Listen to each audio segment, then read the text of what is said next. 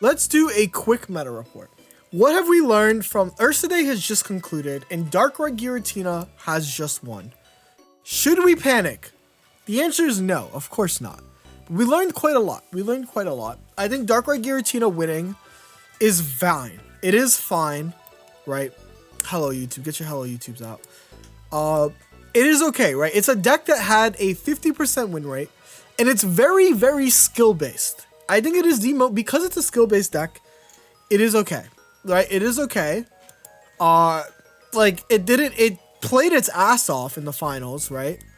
Like there was a lot of decision making, but what are we learning? We're learning that because Oricorio usage is down, Darkrai-Giratina can finally just run, you know, Rocky Helmets.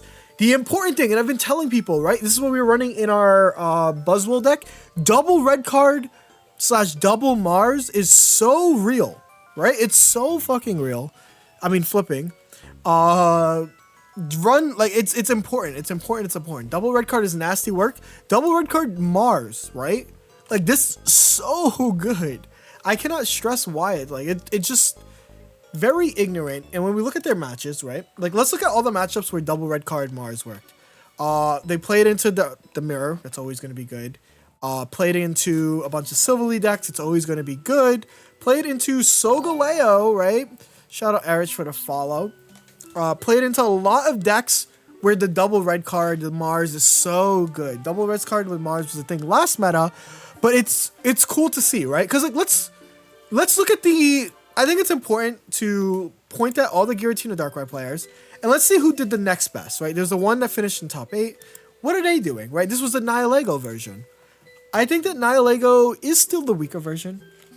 Legitimately, I do think that it is a weaker version because there's not enough Oricorio in the meta. However, after Solgaleo's rise, we're going to probably see a lot of Oricorio. So expect a lot of Oricorio.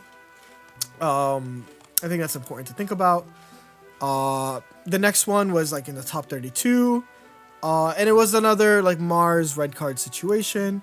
I do think that this was just a single Mars, which is fine. Did they play matches that like they play? See, like this guy ran this version, didn't play a single whatchamacallit. They didn't play a single Oricorio. So that's why the Nihilego kind of just sucked.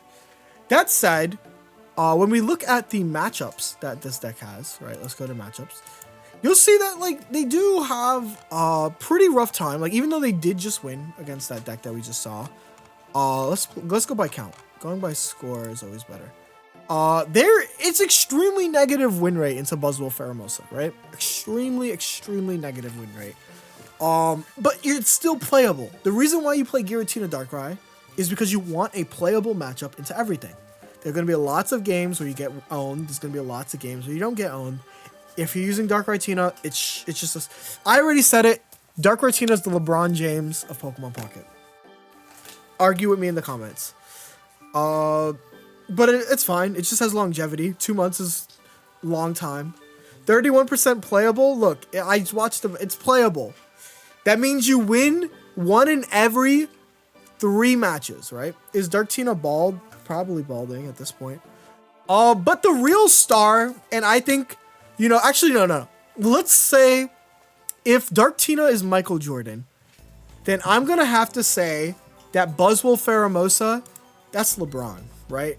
I think that Buzzwole is another skill-based deck, extremely skill-based, and the perfect list has not been figured out. There was 3 in the top 4. 3 in the top 4. Think about that. What do you think about Crobat, Tina, Arceus? I already talked about it in my last video. I think it's like kind of cool that it did that, but like I think the deck is kind of fraudulent still at the same time. Because none of them actually made it deep in the tournament. They're just Swiss merchants. So look at all of these lists. All of these lists only really have one similarity, I think. Maybe they have more than one similarity, and I'm lying, but like... These are the 3 lists that were in top 4. Oops. Boop, boop, boop. These are the 3 lists in top 4, right? What did we see from all 3 of them? First is 2 Celesteela is so important. But from there, everything kind of diverges, right? Like, this guy isn't running a single Kartana. This guy's running 2 Kartanas. This guy's running 1, right? No Kartana, 1 Kartana, 2 Kartana, 3 Kartana. 3 Kartana is illegal. If someone has 3 Kartanas, report them. The other thing is Luzamine. Is also debatable. Some players have 1 Luz, some have 2, some have 1 Cyrus, some have 2 Cyrus, some have like no Ericas. This guy had no Erica. Like, this deck is just as customizable as whatchamacallit. It's just as customizable as Darkrai is in your ratios. So have fun. If you are looking for a deck, you hate Darkrai, but you want another consistent deck, this is a deck for you. Pretty important. Of course, we've talked about this. Spraggles also made a video about it. This is the deck that I used, right? This deck is strong. It's just good. Because of this deck, Oricorio was able to reach rank 1 in Masters. I'll show that deck at the end of this video, if you guys are wondering what the rank 1 guy is using, and how you can adapt. But basically, if you're playing Silvally, use Giantscape. I don't want to sound like a broken record, right? Charizard Instant is fine. I think Charizard Instant gets worse. But, like, I think that's the major parts. Wataru also had a deck that kind of showed a kind of interesting thoughts. I didn't really talk about it. This guy's running 8 basics. It's kind of another... This deck, I played it on stream today. I don't know how I feel about this. No healing. It's kind of awkward. Yeah, but in a best of 3 where you're allowed to brick, I think it's a better deck. But in best of 1, it felt like kind of weird. Like, I was really, really relying on drawing, like, Luzamine, or, like, drawing the right combo of Poipo, Nihilego. But unlike Arceus, like Darkrai, it doesn't feel like you win the game instantly when you get that. Right, when you get the Poipo, double Nili, Naganandel combo. So, really hard to figure it out. Really hard, but congrats to that guy. But yeah, that's my thoughts. I think Silvally Rampardos is still one of the best decks you can use in Ranked, but it very clearly has its shortcomings. Buzzwole-Pheromosa is just so good into it. Solgaleo Shiinotic is so good into it. Darkrai-Giratina has a playable matchup into it. But it's time to make adaptations, right? I think we saw that the best Silvally Rampardos decks were running things like... this one was running, I believe, Giovanni, right? This deck is great because you have so much supporter flexibility.